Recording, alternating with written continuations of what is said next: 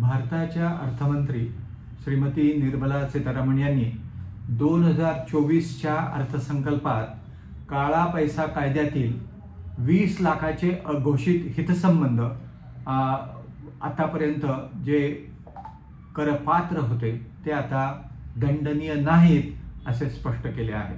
हा बदल नक्की काय आहे त्या संदर्भात आता आपण जाणून घेणार आहोत।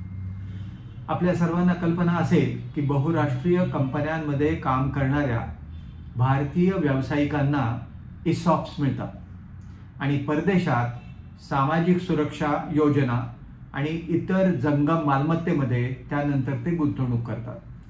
अशा छोट्या विदेशी मालमत्तेचा निवासी नागरिकाने माहिती प्राप्तिकर विवरण पत्रात न दिल्यास काळ्या पैशाच्या कायद्याअंतर्गत मोठे दंडनीय परिणाम होतात याची सर्वांना कल्पना आहेच।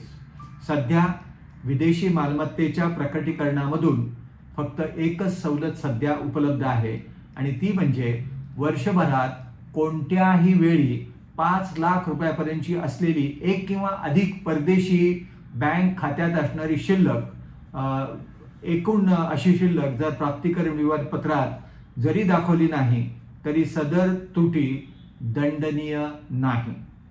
तथापि गेल्या वर्षामध्ये विविध करदात्यांकडून अर्थ विभागाला अशा प्रातिनिधिक स्वरूपात काही सूचना प्राप्त झाल्या होत्या। त्यात 5 लाख रुपयाची कमाल मर्यादा खूप कमी आहे। त्यात असेही निदर्शनास आणून दिले होते की अशा अनेक केसेसमध्ये जो दंड आकारला गेला आहे त्या दंड आकारलेल्या रकमेची जी एकंदर रक्कम आहे ती घोषित नसलेल्या विदेशी मालमत्ता किंवा हितसंबंध मूल्य दंडाच्या रकमेपेक्षा कमी आहे आणि ते अन्यायकारक आहे, योग्यही आहे। आता अर्थसंकल्प 2024 मध्ये एक महत्त्वपूर्ण बदल झाला असून 20 लाख रुपयापर्यंतच्या सर्व जंगम आणि चल मालमत्तेची परदेशी बँकेतील शिल्केसह अशी चुकीची अर्धवट दिली न गेलेली माहिती किंवा नसलेली माहिती आता दंडनीय असणार नाही।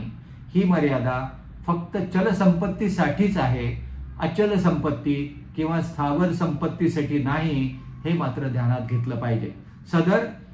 सबब नाममात्र रकमेचेही आता अचल संपत्तीची माहिती न दिल्यास पूर्वीप्रमाणेच तो दंडनीय अपराध ठरणार आहे। आता याच्यात आपण काय करायला हवं, काय अपेक्षित आहे? ब्लॅक मनी अघोषित परकीय उत्पन्न आणि मालमत्ता कर कायदा 2015च्या कलम 43 नुसार निवासी व्यक्तीने भारताबाहेर असलेल्या त्याच्या विदेशी मालमत्तेची तसेच परदेशात असलेल्या हितसंबंधाच्या स्वारस्याची माहिती प्राप्तिकर विवरणपत्रात परिशिष्ट FA मध्ये प्रदान करणे बंधनकारक आहे। जर अशी माहिती दिली नाही वा दिलेली माहिती पुरेशी नसेल किंवा चुकीची व अर्धवट माहिती दिली असेल तर अशा वेळी मूल्यांकन अधिकारी अशा व्यक्तीवर थेट 10 लाख रुपयांचा दंड लावू शकतात। अशा स्पष्ट तरतुदी कायद्यात समाविष्ट झालेल्या आहेत। सबब परदेशात मालमत्ता किंवा हितसंबंध असणाऱ्या निवासी करदात्यांनी प्राप्तिकर विवरणपत्र भरताना किंवा विशेष कर विवरणपत्रातील FA परिशिष्ट भरताना विशेष काळजी घेणं अतिशय आवश्यक आहे। आता कोणकोणत्या मालमत्तेचे प्रकटीकरण करणं आवश्यक आहे?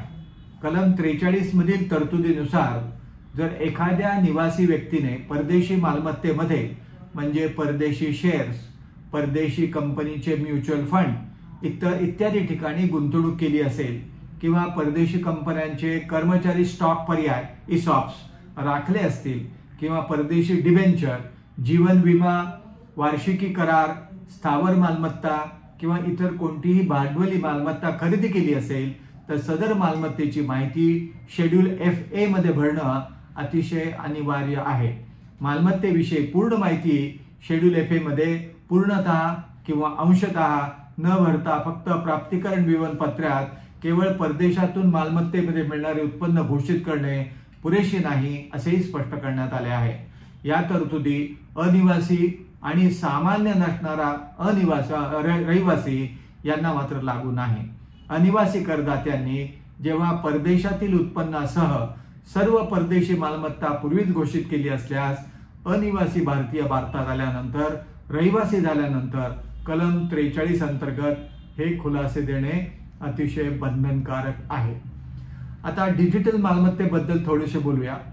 जर एखाद्या व्यक्तीने आंतरराष्ट्रीय एक्सचेंजेस मधून आभासी डिजिटल मालमत्ता VDA खरेदी केली असेल आणि ती परदेशी वॉलेटमध्ये साठवली देखील असेल तर त्यांना शेड्यूल VDA आणि शेड्यूल FA असे दोन्ही दाखल करणं बंधनकारक करण्यात आलं आहे।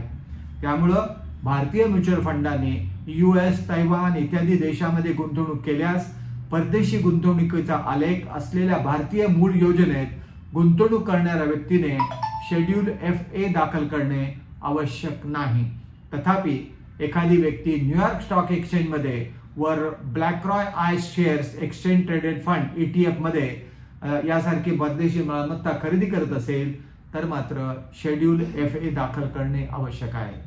थोडक्यात पूर्वी जी फक्त कॅशच्या संदर्भात किंवा रोख रकमेच्या संदर्भात बँकेत असलेल्या शिल्लकेच्या संदर्भात जी 5 लाख रुपयाची जी मर्यादा होती ती यंदाच्या अंदाजपत्रकामध्ये कॅश बॅलन्ससह इतर चल मालमत्तेच्या संदर्भात 20 लाख रुपयापर्यंत वाढवली आहे। हे मात्र करदात्यांना नक्कीच दिलासा देणारे ठरणार आहे। जर हा माझा व्हिडिओ आवडला तर जरूर लाईक करा, शेअर करा। धन्यवाद।